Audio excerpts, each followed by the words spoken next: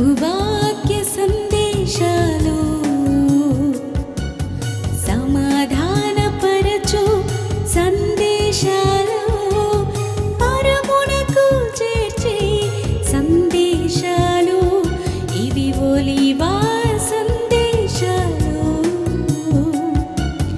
ప్రభువాక్య సందేశాలు సమాధానపరచు సందేశాలు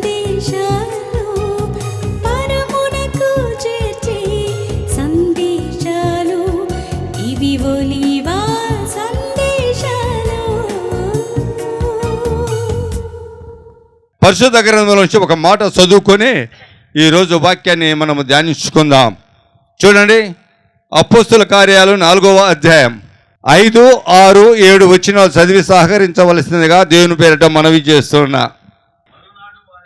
మరునాడు వారి అధికారులను పెద్దలను శాస్త్రులు యెరూషలేములో కూడుకొని ప్రధాన యాజకుడు అయిన అన్నయు కైఫయు యోహానును ప్రధాన యాజకుల బంధువుల అందరూ వారితో కూడా ఉండిరి. పేతురుని యోహానును మధ్యలో నిలవబెట్టి ఏ బలము చేత ఏ నామమును పెట్టి మీరు దీనిని చేతురని అడుగగా. Praise Lord. ప్రార్థన చేద్దాం. సర్వోన్నతుడా, సర్వశక్తి గల దేవా, మిక్కిలి ప్రేమ గల తండ్రి, మీకు వేలాది వందనములు, స్తుతులు, స్తోత్రాలు ప్రభా. ఇదిగో నా తండ్రి, నా దేవా, మీరు నాకు అనుగ్రహించిన ఒలివ ప్రార్థన శిబిరములో మీ సేవకులము, మీ దాసులము, మీ సంఘ కాపలము, సువార్తకులు అందరము కూడుకొని ఉన్నాం.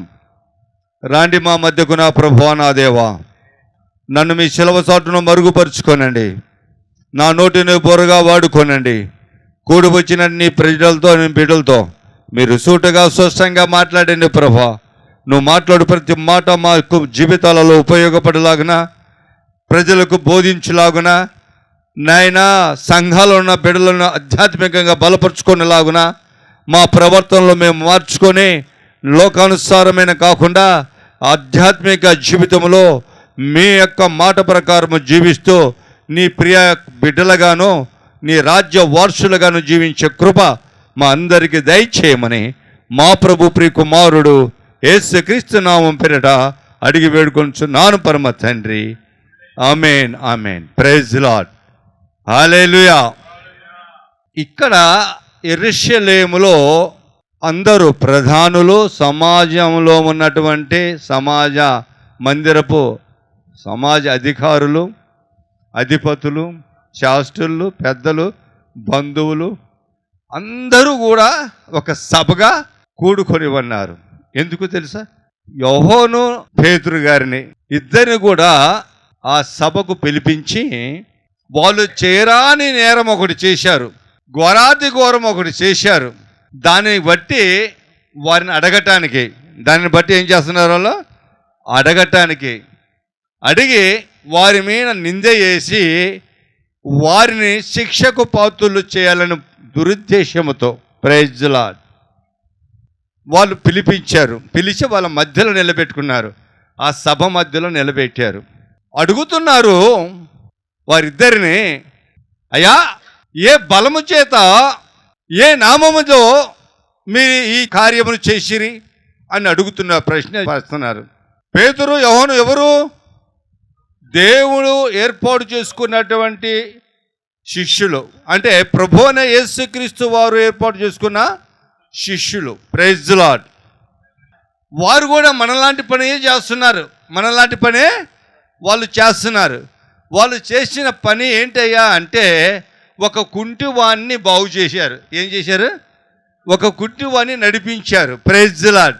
వారు చేసిన మహాతప్పు, మహాపొరపాటు ఏంటయ్యా అంటే యేసు నామములో ఆయన బలము చేత వాళ్ళు ఆ కుంటివాణ్ణి బాగు చేశారంట. Praise lord.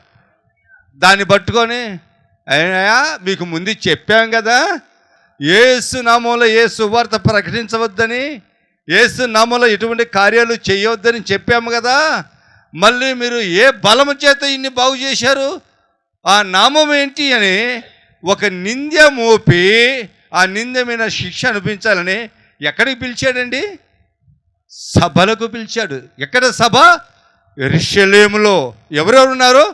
ప్రధానులు ఉన్నారు, శాస్త్రులు ఉన్నారు, పరిచయులు ఉన్నారు, పెద్దలు ఉన్నారు, కైపా వాళ్ళందరూ కూడా, యాజకులు ఉన్నారు, యాజక పెద్దలు ఉన్నారు, అందరు మందులు మిత్రులు అందరూ ఉన్నారు. ప్రజలు గొప్ప సభగా నిలబడినారు అక్కడ.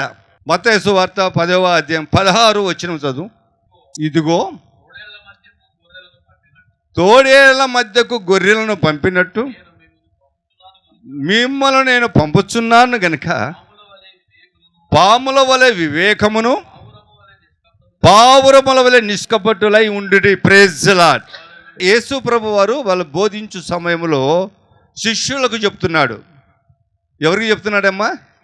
ప్రజలకు కాదండి, శిష్యులకు. శిష్యులకంటే మనకు ప్రారంభంలోనే ఆదిలోనే మీరు మహా సంకలు కొట్టుకుంటున్నారు, నేను సంఘ కాపరిని, నేను సువార్తను ప్రకటిస్తాను, సువార్త కూడా ఉంటానని నువ్వు మహా సంకలు కొట్టుకుని బయలుదేరావు. నువ్వు ఎక్కడికి వెళ్తున్నావు తెలుసా?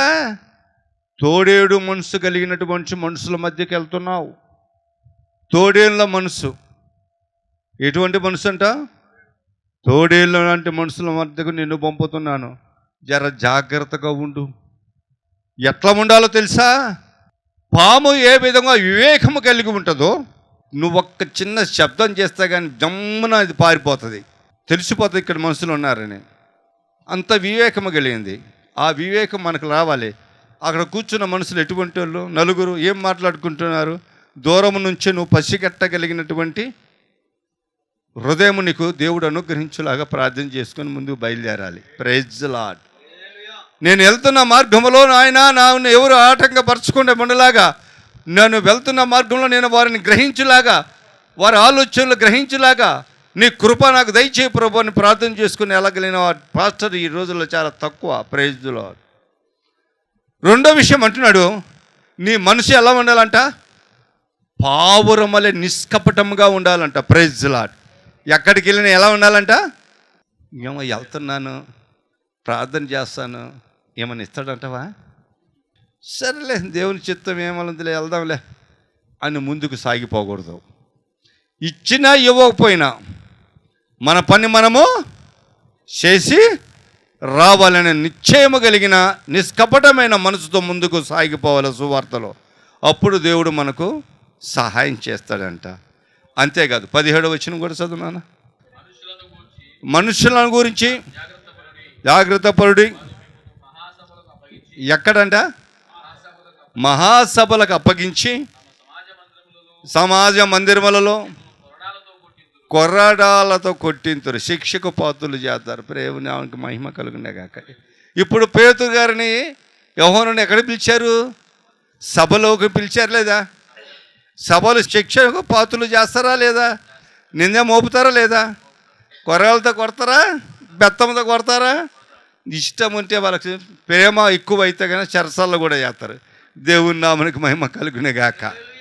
అంటే నువ్వు సువార్త ప్రకటించడానికి సంచి తగిలించుకున్నప్పుడే ఒక నిర్ణయం తీసుకోవాలి. ఇంట్లో నుంచి వెళ్తేప్పుడు పాస్టమ్మ గారికి చెప్పాలి, నేను తిరిగి వస్తానో రానో, ఎవడన్నా నన్ను తోడేలాంటి మనసు కలిగిన వాడు నన్ను పట్టుకొని నన్ను హింసిస్తే చెరసాల్లో చేస్తాడేమో, నన్ను బంధిస్తాడేమో, నన్ను కొడతాడేమో, నా కొరకు ఎదురు చూడగాకో, నా కొరకు ప్రార్థన చేయి అని మనం చెప్పి వెళ్ళాలి. Praise the Lord.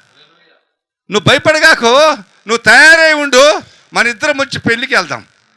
నువ్వు తయారై ఉండు, మన ఇద్దరం కలిసి మార్కెట్కి వెళ్దాం, వచ్చి ఇచ్చిన తర్వాత పర్చేజింగ్ చేద్దాం. ఈ మాటలు చెప్పకండి. ఒక సువార్తకుడు ప్రార్థనకు వెళ్ళిన తర్వాత ఏ అపవాది వాడిని చుట్టకుండా, వాడిని ముట్టకుండా, నేను ఎప్పుడు అదే అంటాను, నువ్వు బయటికి వెళ్ళినప్పుడు నీ కుటుంబాన్ని గురించి ప్రార్థన చేయి. ఎక్కడైనా మార్గంలో నువ్వు కుటుంబాన్ని, బిడ్డల గురించి ప్రార్థన చేయి. సంఘాన్ని గురించి ప్రార్థన చేసుకుంటూ వెళ్ళిపో. ఎక్కడ ఉన్నా కానీ అందరు కలిసి ఏక మనసు కలిగి సంఘాన్ని, బిడ్డల గురించి ప్రార్థన చేయండి. ఎందుకు అంటానంటే, వీడు మహామోసగాడు. ఎవడు? అపవాది. Praise the Lord. వాడు నిన్ను బలగా పసిగడతాడు. Praise the Lord. కాబట్టి మనము జాగ్రత్తగా తండ్రికి అప్పచెప్పగలిగిన వారమై మన చుట్టూ గంజ వేసుకుంటూ మనకుంటూ ముందు సాగిపోవాలి. వాళ్ళని పిలిచావా, చూసావా ఏం చేశాడు? వాళ్ళని సభకు అప్పచెప్పి. ఎప్పుడైనా మీరు ఇటువంటి అనుభవం ఉందా మీకు? నాకు ఉందండి. నేను ఒక గవర్నమెంట్ ఎంప్లాయీగా చేస్తూ, నేను ఉద్యోగం చేస్తూ ఖాళీ సమయంలో సువార్త ప్రకటించేవాడిని. రాత్రులలో పాస్టర్ల కూడికలకు కానీ, సంఘాలలో ఉపవాస ప్రార్థనలకు, అలాగే అనేకమైన కూడికలు, గృహ కూడికలకు, అనేక రకాల, అది వివాహ మహోత్సవమా, బర్త్డేనా, జ్ఞాపకార్థ కూడిక, ఏది అది కాదు, పిలిస్తే చాలు రెక్కలు కొట్టుకొని వెళ్ళిపోయాను. ప్రైజ్లా. గ్రామాలు దాటి వెళ్ళిపోయాను. ప్రైజ్లా. ఆదివారం వచ్చింటే ఒక సంఘం కాదు, 2 సంఘాలు చూసుకుంటాను. వీళ్ళుంటే ఆ గ్రామం నుంచి ఈ గ్రామానికి పరిగెత్తుకొని ఆటో కట్టించుకొని వచ్చాను. ప్రైజ్లా. అలా నేను సువార్త ప్రకటించిన వాడిని. ఆ సమయంలో నా టేబుల్ మీద ఎప్పుడు ఇట్లనే పరిశుద్ధ గ్రంథం ఉండేది. నా మీద చాలా కంప్లైంట్ వచ్చినాయి, అది వేరే విషయం. ఒక పాస్టర్ గారు అనేక మంది ఇచ్చి అడిగాడు ప్రశ్న, ఇది ఎందుకు నీకు పరిశుద్ధ గ్రంథం నీ టేబుల్ మీద ఎందుకు పెట్టుకొని ఉన్నావు అని. ఇది పరిశుద్ధ గ్రంథం కదా, ఇది పరిశుద్ధ స్థలంలో ఇంట్లో ఉండాలి. ఎక్కడ ఉండాలంట? పరిశుద్ధ స్థలంలో ఉండాలి. నీ టేబుల్ మీద ఎందుకు ఉంది అని అడిగారు. ఇప్పుడు మీ పరిశుద్ధ గ్రంథం ఎక్కడుంది? మీ చేతిలో ఉందా, ఇంట్లో ఉందా? అది మీరు సువార్త ప్రకటించే పని ఆ దేవుడు అప్పచెప్పాడా లేదా? మళ్ళీ నాకు ఉద్యోగం చేసే పని అప్పచెప్పినప్పుడు నా ఉద్యోగంలో నేను బైబిల్ తీసుకెళ్తే తప్ప? చెప్పండి. మీరు దేవుని పని చేయడానికి బైబిల్ తీసుకెళ్తే, నేను నాకు దేవుడు ఇచ్చిన ఉద్యోగం చేయడానికి నేను దేవుల్లో నడుస్తున్న నేను బైబిల్ తీసుకెళ్ళటం తప్ప? అక్కడ పెట్టుకోవడం తప్ప? నేను ఒక మాట సమాధానం చెప్పా. అది లేకపోతే నేను చాలా పొరపాట్లు చేస్తానండి, లంచం తీసుకుంటానండి, అబద్ధం ఆడతానండి, మోసం చేయబడతానండి. అది ఉంటే నాకు వాక్యం గుర్తొస్తుంది, తద్వారా నేను సరైన మార్గంలో నడుస్తున్నాను. అది నాకు స్టార్ట్ అయిపోతే నన్ను పక్కోడు మోసం చేస్తాడండి అన్న. పక్కోడు ఎవడు అన్నాడు, నీకు కనపడలేనా, కనపడుతున్నాడు అన్న. Praise Lord. వాళ్ళకి అర్థం కాలే ఆ మాట. సరే, ఒక సందర్భం వచ్చింది. అప్పట్లో గ్రామ సభలు జరిగాయి, మీకు గుర్తుందా? గ్రామ సభలో అప్పుడు నేను పబ్లిక్ రిలేషన్లో షీట్లో నేను జాబు చేసేటోని. అంటే పబ్లిక్ రిలేషన్ అంటే ప్రజలకు నాకు బాగా కనెక్ట్ ఉండేది జాబు, నా పోస్టు. ఒక ఆవిడ నా మీద కంప్లైంట్ చేసింది. ఎవరికి? కలెక్టర్ గారికి, ఎమ్మెల్యే గారికి, ఆర్డీఓ గారికి, చైర్మన్, సమస్త డిపార్ట్మెంట్లు అందరూ, అది పై అధికారులు అందరూ అక్కడ కూర్చొని ఉన్నారు. టీవీ ఛానళ్ళు ఉన్నాయి, అన్నీ ఉన్నాయి. ఆవిడ నా మీద కంప్లైంట్ ఇచ్చింది. ఏమని కంప్లైంట్ ఇచ్చింది? 110 రూపాయలు లంచం అడిగాడండి అని. ఎంత అంట? 110 రూపాయలు లంచం అడిగా. అంటే లంచం అడిగాడా? అవునండి, కాగితం ఇచ్చినందుకు లంచం అడిగాడండి, నాకు కాగితం ఇవ్వలేదండి అన్నది. అబ్బా, దొరికాడులే అనుకున్నాడు. ఎమ్మెల్యే గారు అన్నాడు, రే నా డ్రైవర్ ఎక్కడ ఉన్నాడు? పిలిచాడు. ఇదిగో పలానా డిపార్ట్మెంట్లో పలానా ఉన్నాడు అంటే, పట్టకరాపో, ఎక్కించుకొని రాపో అన్నాడు. తాట తీసి అది ఈరోజు సస్పెండ్ అయ్యేవాడు అనుకున్నాడు. వచ్చారు. అయ్యా కుమార్ గారు ఎవరండి? నేనే అన్నా. నువ్వు చేసిన ఘనకార్యానికి పిలుస్తున్నారండి సభకు అన్నారు. మహా సంతోషం, సభ పిలుస్తారని ఆశపడుతున్నా, పదా అన్న. కారు ఎక్కే వచ్చేసా. ఆ కారు దిగ్గానే ఈ కలెక్టర్ గారికి, ఎమ్మెల్యే గారి మీద ఫోకస్ అంతా వదిలేసిన ఆమెను పెట్టింది టీవీలు, ఎలక్ట్రిక్ మీడియా అన్నీ కూడా నా తట్టు తిప్పారు. నేను దగ్గర నా మంచి కలర్ కదా, నేను దగ్గర మెరిసిపోతున్నా లైట్లో.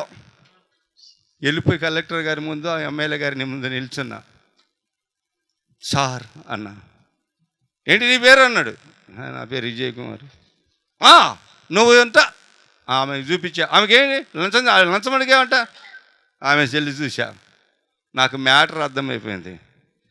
నా దేవుని గ్రంథం నా ఎదుట ఉండగా నేను తప్పు చేయను, తప్పు చేసిందని చెప్పింది, దాన్ని రుజువుపరిచే బాధ్యత నా మీద ఉందని ఆలోచన వచ్చేసి వెంటనే ఆమె తీసుకున్నా. దమ్మా ఆ కాగితం ఇట్టి అన్న. ఇచ్చింది. ఓపెన్ చేశా. దాంట్లో 2 మ్యాటర్లు చదివి, సార్ ఈ లెటర్ నేను ఇచ్చా, ఈ సంతకం నాది, ఈ సంతకం మా అధికారిది, ఇది ఈ అడ్రస్ మున్సిపాలిటీకి, ఈ లెటర్ తీసుకెళ్ళి మున్సిపాలిటీలో హెల్త్ డిపార్ట్మెంట్లో ఇవ్వమని చెప్పా. అక్కడ మీకు సర్టిఫికేట్ ఇస్తారమ్మా అన్న. లేదో ఇక్కడే ఇస్తామన్నారు, నువ్వే ఇవ్వమన్నది. మేము ఇచ్చేది ఏదో ఇదే ఇచ్చేసాము, మీరు వెళ్ళిపోమ్మా అన్న. ఆమెకు అర్థం కాలేదు. సార్ వెళ్ళమ్మా, అక్కడికి వెళ్తే కానీ నా దగ్గర ఇంకా ప్రయోజనం లేదు, నేను ఇవ్వాల్సింది ఇచ్చాను అన్నాను. అంటే లేదు అన్నాను. నేను ఇంకొక మాట నీకు చెప్తా, నా దగ్గర రూపాయి లేదు నీకు ఇవ్వటానికి అన్నది. నేను డబ్బులు ఎవడు అడిగాడు? నీకు డబ్బులు కావాలంటే నేను చెప్పు, నేనే ఇస్తాను. డబ్బులు కాదు, నీకు కాగితం రావాలంటే, ఈ సర్టిఫికేట్ నీకు రావాలంటే నువ్వు 60 రూపాయలు ఒకటి చలానా, 50 రూపాయలు చలానా, ఒకటి 2 చలానాలు ఆ మున్సిపాలిటీ ఆఫీసులో కట్టాలి అన్న. నా దగ్గర డబ్బులు లేవు, నేను ఎవరికి 1 రూపాయి కట్టను, వెళ్ళిపోతే కమిషనర్ గారికి చెప్పుకోపో అన్న. అక్కడ హెల్త్ ఆఫీసర్ ఉంటే వాళ్ళకి చెప్పుకోపో, నేను 1 రూపాయి కట్టను, నేను ఇవ్వలేనని, వాళ్ళే నీకు సహాయం చేస్తారన్న. ఆమె ఎక్కడికి సరాసరి సభకి వెళ్ళిపోయింది. ఎక్కడికి? గ్రామ సభకి వెళ్ళిపోయి ఆమె కంప్లీట్ అయింది. సార్ నేను చెప్పిందో అబద్ధమైతే అదిగో మున్సిపల్ డిపార్ట్మెంట్ వాళ్ళు ఉన్నారు, వాళ్ళని అడగండి సార్ అన్నాడు. కలెక్టర్ గారు వాళ్ళ వైపు చూశాడు. అందులో ఒక ఆయన లేచి, ఆయన చెప్పింది కరెక్టేనండి, 2 ఛానళ్ళను కట్టాల్సిందే అన్నాడు. అప్పుడే ఆమెకు ఆ సర్టిఫికేట్ ఇస్తామన్నాడు. నాకెళ్ళి ఇట్లా పైనుంచి కిందకు చూశాడు కలెక్టర్ గారు, ఎమ్మెల్యే గారు. ఫోకస్ బ్రహ్మాండంగా ఉంది. ఆ తర్వాత కొంచెంసేపు, సార్ నేను వెళ్ళొచ్చా సార్ అన్న. ఎల్లు అన్నాడు. నమస్తే సార్ అన్న. బాబా డ్రైవర్ గారు రాయా, నన్ను కొద్దిగా దింపవా అన్న. తీసుకెళ్ళి నన్ను మళ్ళీ నా ఆఫీసులో దింపారు. సభకు పిలిచారు. సభకు నేను చెప్పాను కదా, ఏమాత్రం పొరపాటు చేసి, అదే నా పరిశుద్ధ గ్రంథము నా దేవుడు నా ఎదుట లేకపోతే, నేను ఏదైనా పొరపాటు చేస్తుంటే నేను సస్పెండ్ అయ్యాను. ఆ రోజే నా ఉద్యోగం పోయేది. కాబట్టి నా దేవుడు నా ఉద్యోగం కాపాడటానికి ఈ పరిశుద్ధ గ్రంథమే నాకు తోడై ఉన్నది. ఎందుకంటే దేవుని వాక్యం మనతో ఉంటే, దేవుడు మనతో ఉంటే అటువంటి సభలు మనం గెలుస్తాం అద్భుతంగా. తెల్లవారిన తర్వాత కృష్ణ ఎడిషన్లో నా ఫోటో, కలెక్టర్ గారి ఫోటో, ఎమ్మెల్యే గారి ఫోటో, చైర్పర్సన్ గారు, ఆర్డీఓ గారి ఫోటోలు మొత్తం వచ్చి ఏమని రాశారు తెలుసా? కలెక్టర్ గారు వేసిన ప్రశ్నకు సరైన సమాధానం చెప్పిన ఎంప్లాయీ. చప్పటికి దేవుని మైపరచండి. అదే కానీ మార్చితే కలెక్టర్ గారి చేతిలో దొరికిన ఎంప్లాయీ సస్పెండ్ అయిన ఎంప్లాయీని వచ్చేది. Praise the Lord. నా ప్రియ సహోదరి సహోదర, ఎవరు తప్పించారు? ఎట్లా తప్పించాడు? దేవుడు మనం చూపించిన ఆ మార్గం, ఆ యథార్థత మనల్ని ఏం చేసింది? సభ నుంచి తప్పించింది. Praise the Lord. ఇది మనమందరం తెలుసుకోవాలి. నేను ఎందుకు ఈ మాట చెప్తున్నా అంటే, సాటి సేవకులుగా, సంఘ కాపరులుగా చిన్న చిన్న విషయాలకు మనం లోబడకండి. మనము ఎప్పుడోసారి దొరికిపోతాం. మనము అపరాధుల వల్ల నిలబడాల్సి వస్తుంది. అలా చేయక నిక్కచ్చిగా ఉండండి. చిన్నదానికి పెద్దదానికి అబద్ధం ఆడకండి. చిన్నదానికి పెద్దదానికి మనం పొరపాటు చేయకుండా ఉండాలి. నేను దేవుని పేట మనవి చేస్తున్నా. Praise the Lord. హల్లెలూయా. దేవుని పేట మనం చదువునైనా. ఆ తర్వాత ఎలాగో మాట్లాడవలెనో ఏమి చెప్పుదామో అని చింతింపకుడి. నువ్వు ఏమి చెప్పవలనో అది ఆ గడియలోనే మీకు అనుగ్రహింపబడును. మీ తండ్రి. Praise the Lord. ఇది ఇందులో సపోర్ట్లు కూడా దేవుని మర్చండి. ఇది అండర్లైన్ చేసుకోండి. ఎవరైతే యథార్థవంతంగా, ఎవరైనా నీతిమంతుడిగా జీవిస్తాడో, ఆ యొక్క వాక్యము లేఖన ప్రకారము ఏ సేవకుడైతే జీవిస్తాడో ఆ సేవకుడిలో ఏముంటుందంట? తండ్రి ఆత్మ ఉంటుంది, దేవుని ఆత్మ ఉంటుంది. దేవుని ఆత్మ వారితో మాట్లాడుతుంది. దేవుడు మాట్లాడడానికి బలము ఆయనే ఇస్తాడు, జ్ఞానం ఆయనే ఇస్తాడు, మనములో అనేక మంది నుంచి తప్పిస్తాడు. గట్టిగా చప్పట్లు కొట్టి దేవుని మహిమపరచండి. అదే నాకు జరిగింది నా జరిగిన యేసు నామములో. అపోస్తుల కార్యాలు 8-9 వచనం చదువు. పేతురు పరిశుద్ధాత్మతో నిండిన వాడై ఇట్లా నేను, ప్రజలారా, అధికారులారా, పెద్దలారా, దుర్బలుడికి చేయబడిన ఉపకారమును గూర్చి వాని దేని వలన స్వస్థత పొందినని నేడు మమ్మలను విమర్శించుచున్నారు గనక. ప్రైజ్లో చూడండి, చక్కటి మాట. దౌర్బల్యుడు ఏంటి ఉంటాయా? వాడు దౌర్బల్యుడు అంటే అర్థం ఏంటి? ఏమి చేసుకోలేనివాడు, చేయలేని స్థితి కలిగిన వాడు, ఇతరుల మీద సహాయముకు ఆధారపడిన వాడు, అటువంటి వాడు. ఎవరు అతని చూడండి, అపోస్తలుల కార్యం 3వ అధ్యాయం మొదటి 2 వచనాలు చదువు.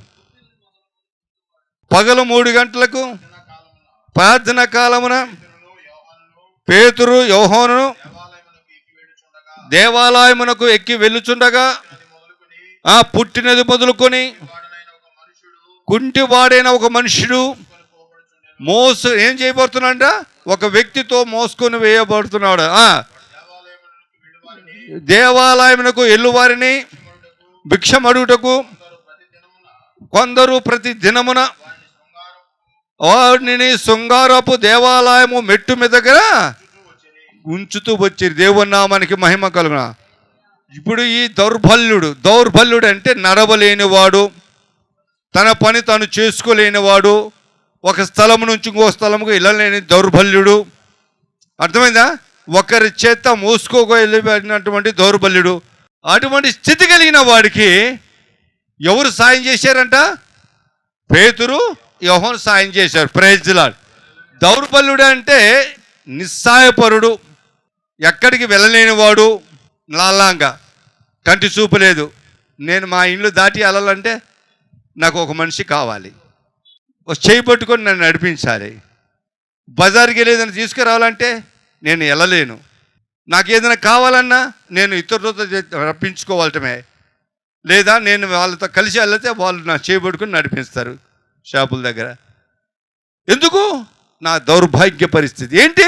చూపు లేదు కనుక. Praise the Lord. నేను కూడా ఒక రకంగా దౌర్బల్యునే. దేవుని నామానికి మహిమ కలుగును గాక. కానీ ఈ దౌర్బల్యుని కూడా దేవుడు వాడుకుంటున్నాడు. దేవుని నామానికి మహిమ కలుగును గాక. మన దేవుడు, మనం ఆరాధిస్తున్న దేవుడికి ఉన్న గొప్పతనం ఏంటంటే అటువంటి వారినే వారి పాత్రగా, వారి సాధనముగా వాడుకునే గుణలక్షణము మన సర్వశక్తి గల దేవుడికి ఉంది. Praise the Lord. కాబట్టి నా ప్రియ సహోదరి సహోదరుడా, ఈరోజు నేను ఇక్కడ నిలబడగలిగి 4 మాటలు మీతో పంచుకోగలుగుతున్నాను నా దేవుని సహాయంతో. ఇప్పుడైనా నాకు సహాయం ఉన్నాడు. నా దేవుడు నాకు సహాయం లేకపోతే, పరిశుద్ధాత్మ దేవుడు నాకు సహాయం లేకపోతే నేను నిలబడలేను, నేను మాట్లాడలేను. నా ప్రియ సహోదరి సహోదర, దౌర్బల్యుడు అంటాడు. మీకు ఒక మాట నేను చెప్తాను. దౌర్బల్యుడు అంటే ఒక అర్థం వచ్చేలాగా చెప్తాను. చూడండి, అందరి చర్చిలలో బైబిల్ స్టాండ్ ఉందా? ఉంది కదా. దానికి కింద ఎన్ని కాళ్ళు ఉంటాయి? 3 ఉంటాయి. అవునా? 3 కాళ్ళు ఉంటాయి. ఆ 3 కాళ్ళను ఆధారం చేసుకొని ఒక పైపు ఉంటుంది, లేదా ఒక కర్ర ఉంటుంది. దాని పై భాగాన ఏమవుతుందంట? గ్లాస్ ఫిట్టింగో లేకుంటే ఫైబరు, ప్లైవుడ్ ఏదో మనము ఫిట్ చేసుకొని దాని మీద బైబిల్ పెట్టుకుంటాం, వాక్యము చెప్తూ ఉంటాం. Praise the Lord. అది ప్రసంగానికి చాలా ఉపయోగకరమైనటువంటి సాధనం. అది ఆ 3 కాళ్ళు, ఒక కాలు లేదనుకో నిలబడుతుందా? పడిపోతుంది. అసలు నిలబడలేదు. అవునా లేదా? నేను అంటాను, ఆ 3 కాళ్ళు తండ్రి, కుమార, పరిశుద్ధాత్మ దేవుడు అని నిన్ను నిలబెట్టాయి సువార్త ప్రకటించడానికి అని నేను అంటాను. Praise the Lord. ఇక్కడ ఉన్న ప్రతి ఒక్క సువార్తకుడిని, ప్రతి ఒక్క సంఘ కాపరిని పరిశుద్ధ మందిరములలో, పరిశుద్ధ స్థలములలో నిలబెట్టి మాట్లాడటానికి 3 నీకు సహాయం చేస్తున్నారు. ఒక మాట అంటాడు, తండ్రి అయిన దేవుడు ఏమంటాడు? అరే, నువ్వు పుట్టక మునిపే నేను నిన్ను ప్రవర్తగా నేను నిర్మించుకున్నానని ఇర్మియాతో అంటాడు. తండ్రి అయిన దేవుడు ఏర్పాటు చేసుకున్నాడు సంఘ కాపరిగా. నువ్వు పుట్టిన తర్వాత నువ్వు పుట్టక మునుపో, బయటికి రాగానో, నువ్వు చదువుకున్నప్పుడు, చదువుకోలేనప్పుడు మీ పోలు తల్లిదండ్రులు అప్పచెప్పాలనుకున్నారు, అప్పచెప్పలేదు అనుకున్న తర్వాత విషయము. కానీ తండ్రి అయిన దేవుడు ఏమంటున్నాడు? నిన్ను నా సువార్త ప్రకటించగలిగిన సంఘ కాపరిగానో, సువార్తకుడిగానో, సేవకుడిగానో ఏర్పాటు చేసుకున్నాడు తండ్రి అయిన దేవుడు. తండ్రి అయిన దేవుడు ఏర్పాటు చేసుకుంటే సరిపోతుందా? సరిపోదు. ఏం కావాలి నీకు? నువ్వు పుట్టకయే పాపం పుట్టుక, జన్మ పాపం నీలో ఉంది, కర్మ పాపము నీలో ఉంది. అవన్నీ తీసివేయాలంటే కుమారుడు ఆయన రక్తము ద్వారా నిన్ను కడగాలి. ఆయన నిన్ను కడిగాడా లేదా? కలవరి శిలువలో నిన్ను విమోచించాడా లేదా? ఆయన రెండోవాడు, ప్రైజ్ ది లార్డ్. మూడోవాడు ఆయన తిరిగి ఆయన పని చేసుకున్నారు, తన తండ్రి ఎద్దకు వెళ్ళిపోయాడు. ఆదరణకర్త వచ్చాడు, సత్యములోనికి నిన్ను నడిపిస్తున్నాడు, సత్య సువార్త ప్రకటించడానికి నిన్ను చేపట్టి నడిపిస్తున్నాడు. ఆయన నీకు తోడుగా ఉండి నడిపిస్తున్నాడు. మూడోవాడు పరిశుద్ధాత్మ దేవుడు. ఇప్పుడు ఏంటి చెప్పు? తండ్రి, కుమార, పరిశుద్ధాత్మ దేవుడు నీకు తోడే ఉంటేనే నువ్వు సువార్త ప్రకటిస్తున్నావు. ఈ ముగ్గురులో ఏ ఒక్కడుగా నేను వదిలేస్తే ఏమవుతుంది? బెన్యమీను గోత్రములో రాజుగా ఏర్పరచబడిన సౌలును విసర్జించగా దేవుడు ఏమైంది? దురాత్మ వచ్చింది అని మీనికి. ఏమొచ్చింది? దురాత్మ వచ్చింది వదిలేయగానే. అవునా లేదా? ఒక కాలు పొందిన ఆ కాలు ప్లేస్లో నేను ఉంటా. ఏంటంటే నువ్వు ఒకరు సపోర్ట్ పోయింది, ఆ సపోర్ట్ ప్లేస్లో నేను ఉంటానని వచ్చాడా లేదా? నడిపించాడు లేదా? కొంతకాలం నాశనానికి నడిపించాడు తండ్రి వదిలేసిన తర్వాత. అలాగే యోహాను మొదటి పత్రిక 2వ అధ్యాయంలో 16 వచనంలో ఒక మాట ఉంది. ఏంటిది? శరీరాశ, నేత్రాశ, జీవడమ్మం. ఈ మూడు, తండ్రి, కుమార, పరిశుద్ధాత్మ, శరీరాశ, నేత్రాశ, జీవడమ్మం. ఈ మూడింటిల్లో ఒకటి చేరిందనుకో నీలోనికి, ఒకరు ఎగిరిపోతారు. తండ్రి అన్నా పోతాడు, కుమారుడైనా తొలగిపోతాడు. శరీర సంబంధమైన పాపములను ప్రవేశిస్తే కుమారుడు తొలగిపోతాడు. అవునా లేదా?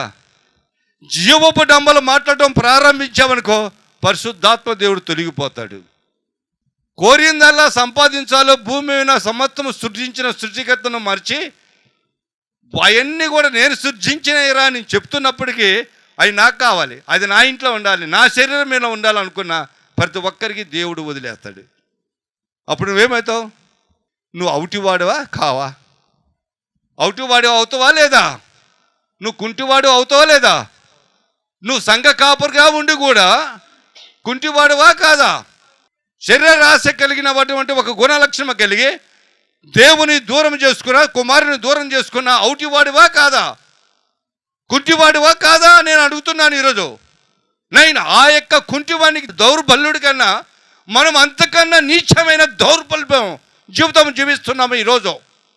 క్రైస్తవ సమాజంలో దేవుని బిడలుగా, దేవుని సేవకులుగా, సంఘ కాపరులుగా ఉంటూ మనము నిలదొక్కలేక, మనము సరైన మార్గంలో నడవలేక ఔటి జన్మ కలిగినాయి, గుడ్డి జన్మ కలిగాయి, లోకాశలతో, శరీరాశలతో, నేత్రాశతో భ్రష్టులమై ఔటితనము కలిగిన వారమై కుమారునో, తండ్రినో, పరిశుద్ధాత్మను దూరం చేసుకొని ఔటితనము కలిగిన వారమై జీవిస్తున్నాం. ఇది దౌర్భాగ్యమైన, దుర్లభమైన మాట కాదా? ఆ కుంటివానికన్నా హీనమైన స్థితి కదా మంది. ఆలోచన చేసుకోండి ఈ రహస్యం. ఒలీవ సందేశాలు, ప్రభువాక్య సందేశాలు,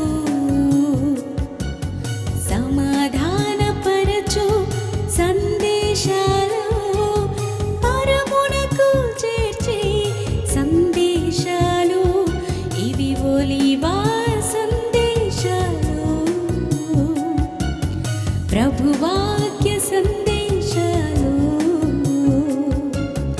సమాధానపరచు సందేశాలు.